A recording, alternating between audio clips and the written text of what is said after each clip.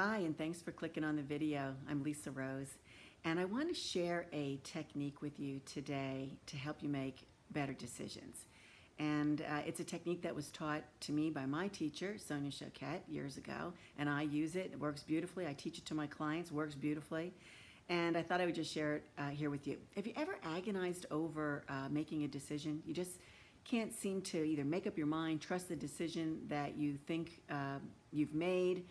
You don't quite know what to do. Should I do this? Should I do that? You overanalyze. Your head says one thing, your heart says something else. Well, this technique is for you. I want you to try this, okay? It's simple. It's simple.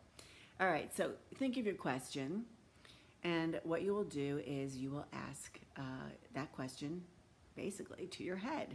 You know, dear head, here's my question. You know, what do you think about this? And then you'll get an answer.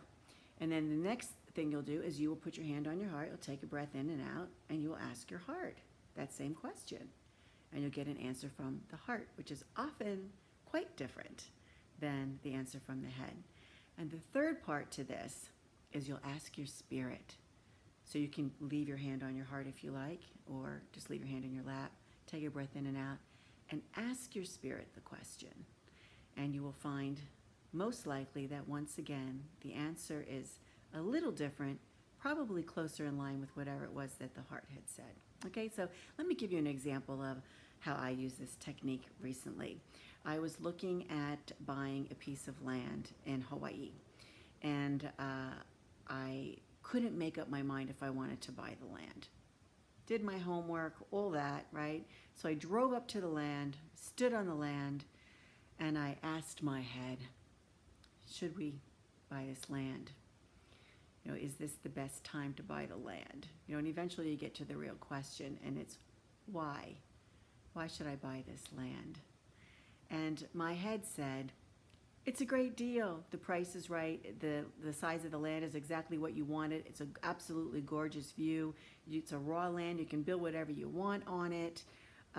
It's at the right elevation. You know, everything you were looking for is in this piece of land.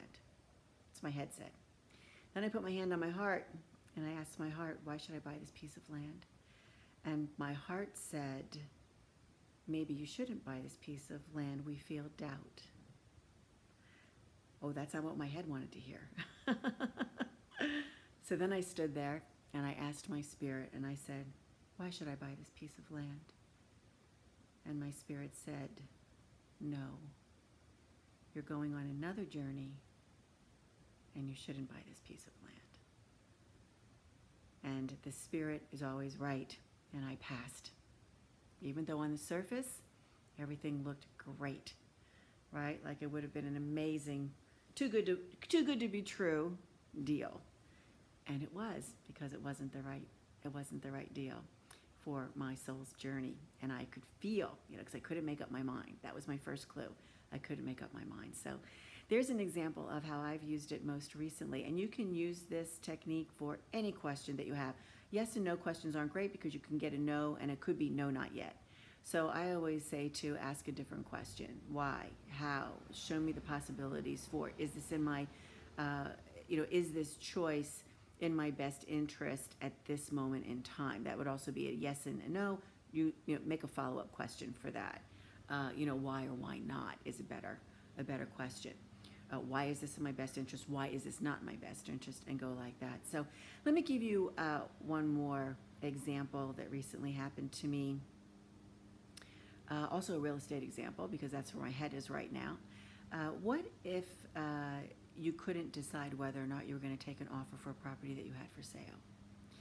Well, some people do the math.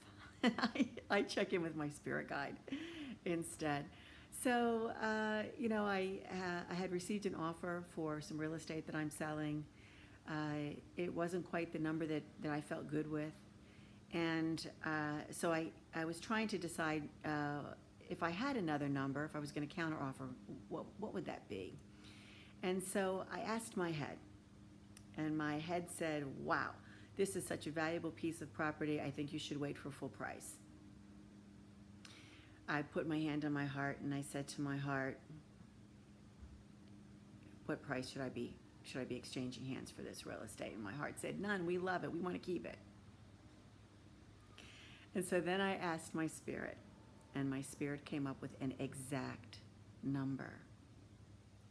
So that was the number that I was going to float the next day. I was trusting my spirit, and that's the number I was going to float. And it turns out that I didn't really have to float that number, because the next morning there was already an email in my mailbox that said the people that made that offer had a second thought, and they would like to make a different offer. And if you're willing to make a counter offer in this number, they would be happy to accept. And that number was my number that was given to me by my spirit guide. So I know that this works. You can use this in your personal life. You could use this in business. And give it a try.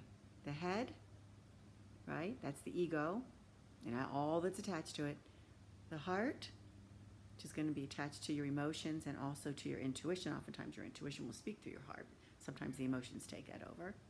And so you check in with the spirit, right? The heart is in the present. The spirit knows the soul's journey and where this choice or where this decision lies in the soul's journey. So I hope that's helpful. Thanks for watching, and I'll see you again soon. Bye.